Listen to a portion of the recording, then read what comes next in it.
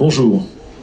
Je regrette de ne pouvoir participer avec vous à cette manifestation de ce samedi 8 janvier, mais je tenais à m'adresser à vous par le biais de cette vidéo et j'espère que vous serez nombreux à participer à cet événement important qui nous réunit aujourd'hui. Je veux d'abord vous adresser à tous et à toutes mes meilleurs vœux de belle, bonne et prospère année 2022 qui sera, peut-être plus que les autres, une année de résistance et de combat.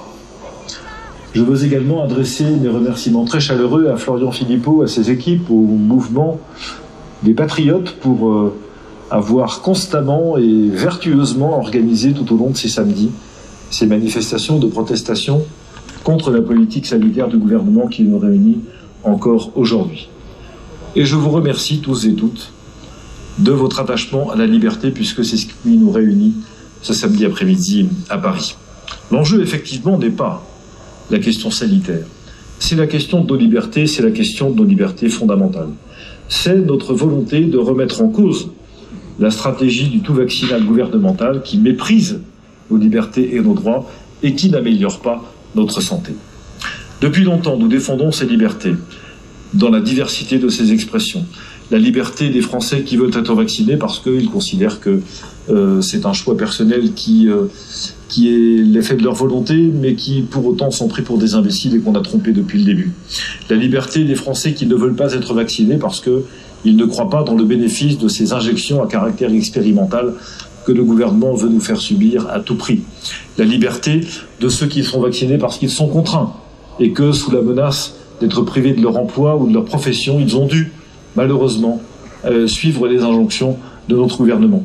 La liberté des médecins qui veulent prescrire et qui sont les premiers à savoir qu'il y a des traitements possibles, précoces, contre la Covid et qui sont prêts à engager leur conscience et leur responsabilité de médecins pour soigner ceux qui seraient affectés par ce virus. Et il y a quelques jours, vous le savez, à la commission des lois, devant la commission des lois de l'Assemblée nationale, le ministre Olivier Véran a dit qu'il y avait 3 catégories de personnes qui refusaient de se faire vacciner, 3 catégories de non-vaccinés. Je ne reprends pas cette nomenclature qui était à peu près ridicule. Il a oublié une catégorie, celle des Français qui ne croient pas dans la parole du gouvernement, qui ne croient pas dans ses contradictions, qui sont exaspérés par ses incohérences, par son impréparation, par son amateurisme, et par-dessus tout, par ses injures et par son mépris. Nous sommes un très grand nombre de Français à être dans cette 4e catégorie et de manière très étonnante au fond, le gouvernement feint de les ignorer. Et cette semaine, mes chers amis, nous avons franchi une étape supplémentaire, une double étape supplémentaire. Le pass vaccinal d'abord a été adopté à l'Assemblée nationale, à mon grand regret, et je pense que le Parlement ne s'est pas grandi dans l'adoption de ce texte. Et puis surtout, nous avons compris les intentions profondes du président de la République qui, mes chers amis, a décidé de nous emmerder. Eh bien, je voudrais dire au président de la République, solennellement depuis cette tribune, que si encore le président de la République se contentait de nous emmerder, ça pourrait nous aller à peu près. Parce que franchement, nous y sommes habitués depuis 5 ans, et nous avons résisté à tant et tant de ces ivresses et de ces délires que finalement, ça n'en ferait qu'une de plus, et ça ne serait pas si grave que ça. Mais ce propos est tellement révélateur de la violence, qui est la forme gouvernementale adoptée par le président de la République, qu'effectivement, cette déclaration de cette semaine prend une tournure plus inquiétante. Et au fond, je veux dire au président de la République, et je me permets de vous associer à cette remarque pour conclure, le président de la République paiera cette note, paiera la note de cette injure, après le drapeau européen sous l'Arc de Triomphe et la Légion d'honneur accordée à Madame Buzyn.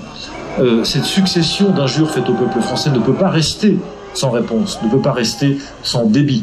Et je vous invite à faire en sorte que, même si l'histoire fera payer cette note à Emmanuel Macron, mais il n'en a rien à faire de l'histoire, donc ça n'a pas d'importance pour lui, les urnes, en revanche, doivent le lui faire payer.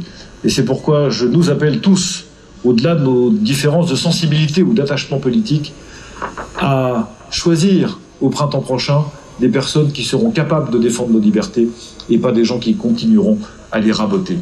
Excellente année à tous, merci de votre présence, bon courage, nous sommes avec vous.